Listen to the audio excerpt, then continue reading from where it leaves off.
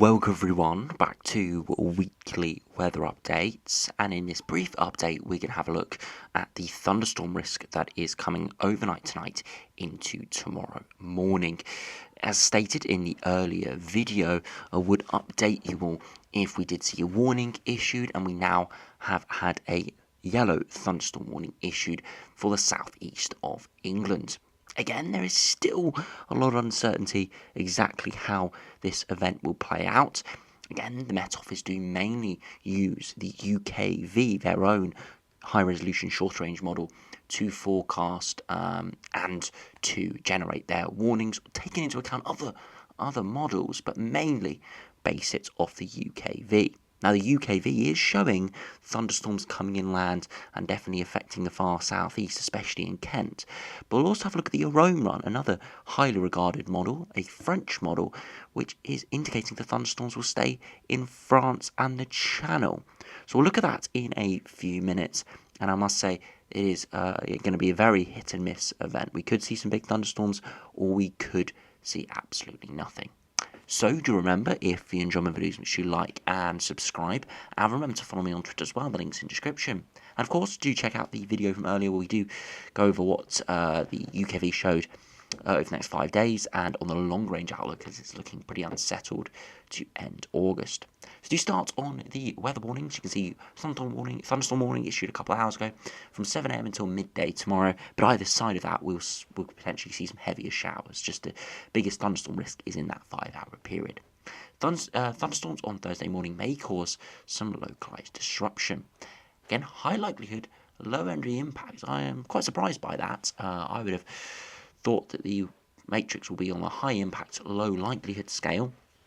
Because of having a look at the latest models, is very uncertain whether the core thunderstorms will get in. There probably will be showers, but will the core heavy thunderstorms get in? But here we go. Thunderstorms are expected to develop in the English Channel on Wednesday night and move east during Thursday morning. Whilst many thunderstorms will remain offshore, some may also develop over southeast England. 10 to 15 millimetres of rain is likely to fall across the warning area fairly widely, with isolated accumulations of 25 to 30 millimetres. So the 10 to 15 millimetres is generally because we're likely to see quite heavy showers in the area, with the risk of some big thunderstorms mixing in. And you see 25 to 30 is mainly over 3 hours on Thursday morning. However, a few places may see these higher accumulations fall in an hour. We see some intense storms, particularly towards the south coast, frequent lightning, hail up to 3 centimetres in diameter, and squally winds are also additional hazards. These storms could be really intense because the plume that is causing these storms is an incredibly hot plume, with the upper air temperatures reaching 20 degrees, and it's the air mass that is bringing 40 degrees across parts of southern France at the moment. So the air mass isn't affecting the UK, it's briefly pushing northwards tonight into tomorrow, and that's what's causing these storms. So they could be a lot more explosive than you'd think with the conditions we had at the moment. If you think about when we've had heat waves getting into the mid-30s and we've seen explosive storms, have we seen that sort of breakdown? This is the sort of air mass we are seeing. But as I said, really only impacting the far southeast and mainly northern France and the south coast. Now, if you look at the live radar, you can see we are starting to see showers break out, and even some rain starting to push into the far southeast, but most of this moderate to light in intensity. Some heavier pulses, but nothing thundery at this stage. The storms will start to break out around midnight into the early hours of morning through parts of the Channel Islands, before moving eastwards and slightly northwards. That's where it could clip the southeast and move in for widespread across parts of northern Europe. And if you look at the temperatures, it's incredibly hot. Again, I'm recording this at almost 9 p.m. We're still seeing these brighter pinks across southern France, indicating temperatures still into the 30s. Incredibly hot in these areas. And it's this plume which is causing the thunderstorms. Now, if you first look at the UKV, this is the one the Met Office most likely basing their warning off, that does have a very big thunderstorms reaching the southeast corner. Now, you can see thunderstorms initially break out across the far south. Again, we're going to have to look really low down here, almost where we've got the legend here for thunderstorms breaking out. So you can see about 2 or 3 a.m. they're breaking out in the Channel, and then they slowly head eastwards and northeastwards. And you can see here by the early hours of Thursday, actually an hour before the warning starts, we see quite heavy rain moving inland. But you see the majority of the rain that's inland is yellow and orange in colour. So it's heavy rain would accumulate quite a lot. You can see that sort of 5, 6, 7, maybe as high as 10 millimeters per hour.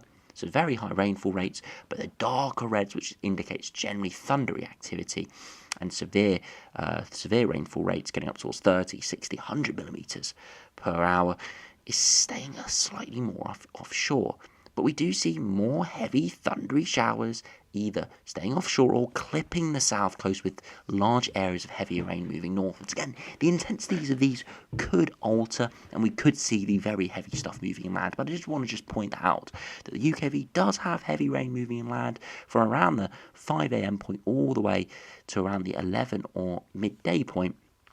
But from the looks of this, the heaviest stuff is going to remain across northern France and the Channel. Still not diminishing the rain that we will see, but the UKV definitely suggesting that heavy rain quite widely in the warning zone, thunderstorms perhaps really only right on the shore, with heavy rain widely elsewhere, even spreading into the London area.